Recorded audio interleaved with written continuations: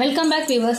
நாம TNPSC and competitive எக்ஸாம்ஸ்ல biology சம்பந்தமா ப்ரீவியஸ் இயர்ஸ்ல கேட்டுக்கக்கூடிய 1 வேர்ட்ஸும் அதுக்குரிய சரியான ஆன்சரும் பார்த்துட்டு இருக்கோம். ஸோ இன்னைக்கு நம்ம என்ன கொஸ்டின் பார்க்க போறோம் அப்படின்னு கேட்டீங்கன்னா, how many times does heart beat in 1 minute அப்படின்னு கேட்டிருக்காங்க. அதாவது ஒரு நிமிஷத்துல நம்ம ஹார்ட் எத்தனை முறை துடிக்குது அப்படின்னு கேட்டிருக்காங்க.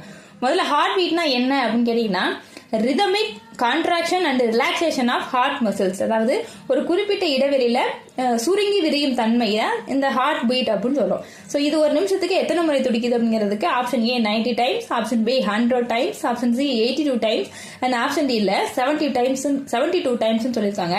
ஸோ இதுக்குரிய சரியான விடை என்ன அப்படின்னு கேட்டீங்கன்னா, ஆப்ஷன் டி 72 டைம்ஸ் தான் இதுக்குரிய சரியான விடை. அதாவது இது எக்ஸாக்டா சொல்ல முடியாது. அஸ் அடல்ட் 72 டைம்ஸ் பெர் மினிட்ல இது பீட் இருக்கும்.